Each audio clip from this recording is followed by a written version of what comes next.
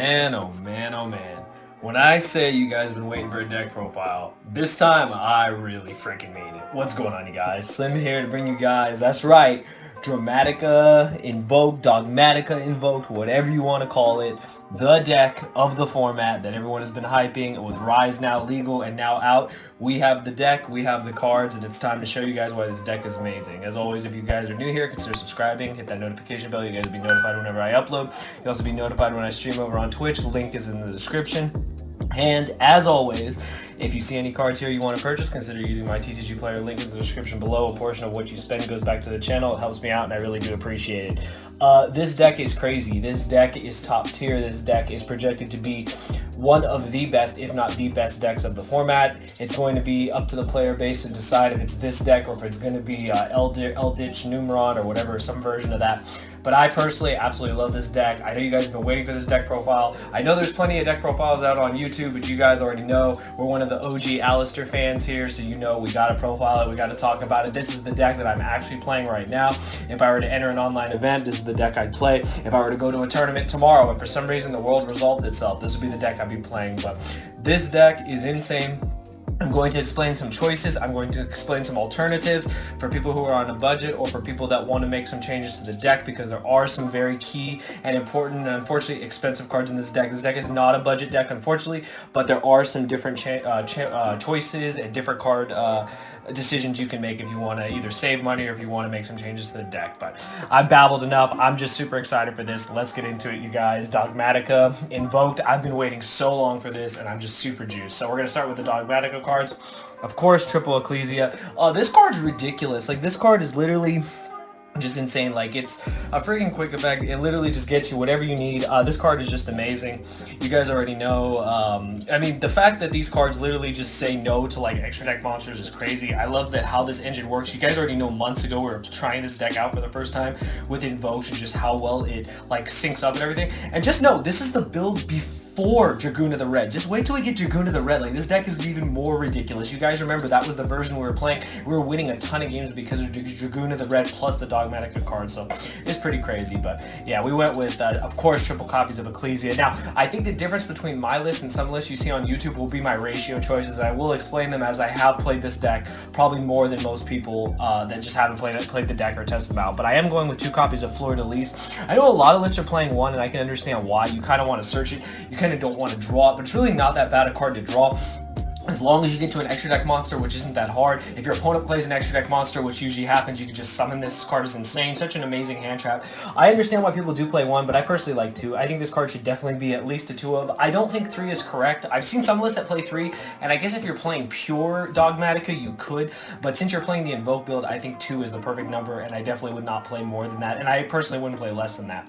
Now, I know I've seen a lot of lists play 3, but again, I think 2 Maximus is the correct number. Now, obviously, we're going to have some issues because we are playing cards like Pot of Desires. I'll explain that. I'm playing that over triple tactical talents, but I'll explain that as well.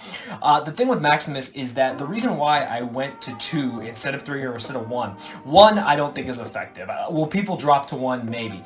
2, I think, is a good number. It's a good, like, safe spot. 3, the problem with 3, of course, you want to get this card off. But remember, a smart Yu-Gi-Oh player, a competitive Yu-Gi-Oh player, is going to set their extra deck to play against this deck. This is going to be a very popular deck. You need to play the mirror effectively. I even have a card in my extra deck that I'm really surprised none of the lists out on YouTube have, or none of the ones that I've seen have it. And that's something I'll explain. You need to prepare for the mirror. Kind of like you had to prepare for Numeron with Ghost Ogre, you kind of have to prepare for this mirror match because it's going to be everywhere, or Dogmatica in some form if it's not Necros or something else. Maximus, it's not an amazing card. Like, obviously it's really good for its effect, but a smart opponent is going to play against the deck. They're going to set their extra deck with either Elder Entity or something else, and you guys will see that Maximus at 2 is probably fine. Now, I can warrant playing 3 since playing Pot of Desires. Personally, I just like the 2-2 split, and that's what I'm going to stick with. I don't know if Desires is a card that will stay in the deck forever, but for the current format, I think it's fine. But that's my personal Dogmatica lineup for the monsters. On to the rest of the cards, of course. My favorite monster, the All-Star, you already know, Triple Alistair. I mean, what can I say? 1 card engine, it just does everything. Plays around Nibiru like it's nobody's business, which is one of my favorite cards of all time. On to the hand traps. Everyone's hand trap ratio, I think, is the same. Triple Ash, Triple Valor. So this will be the first thing that I'll tune in about. So I originally was going to actually play Triple Ghost Ogre, but I decided against it. The reason being is that Ogre, yes, it's very good against Numeron. However, it's not good against everything else. Like, sure, you can Ogre something, but it isn't like super effective. Valor at least is a hard negate. Now, granted, you don't really have a good out to Zexal with these hand traps. However, we are playing other cards in the deck that do answer Zexal, so that's fine. Also, you don't really care about extra deck cards as much, seeing as how your deck is designed. Ogre is a really good option, though. I guarantee you guys should have a set of Ogres somewhere. This should be in your side deck, if not your main deck. But if you want to swap the Valors out for Ogres, you want to do a 2-2-2 split, which is something I thought of as well, you can do that as well. But personally, for this list, I liked playing Valor. I liked playing Ash. I felt that they were more generic for more matches, more rogue matches. But Ogre is definitely not without its charm. So definitely, if you want to play Ogre, definitely play it. I think the card is great as well. I just wanted to make sure I threw that in there to talk to you guys about why the hand traps are what they are. But that's it for the monsters. Now onto the spells. Of course, triple of our Searcher. This card is insane. Love this card. This card just starts like all the combos. Yeah, this card is expensive, unfortunately. You got to pick it up. The card's great, though. You guys already know, like, the way the Dogmatika deck functions, this card is just amazing for everything it does and the utility that it gives to your extra deck if you're playing the right cards in your extra deck. Of course, triple Meltdown, you already know. As long as this card's at 3, we're going to play 3. No explanations there. We are playing triple Invocation. Obviously, you get hand trapped.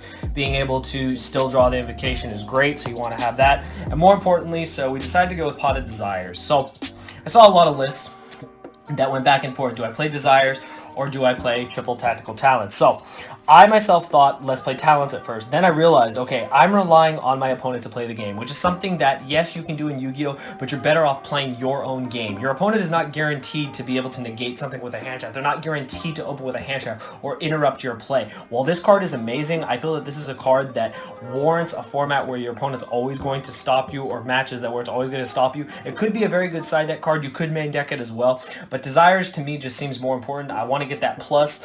People have asked, would you play 3, would you play 2? There's that huge argument. Say what you want. I think 3 is definitely correct. Now again, that could warrant playing 3 copies of Maximus, but then if you notice some lists play 3 Maximus, 1 Floor. I like the 2-2 split again. Desires is just a great card. Obviously, you just want to play it. You need to get your consistency. There's a lot of 3 others in this deck, and the more pluses you get, the better. So that card should be pretty much a staple in this deck right now.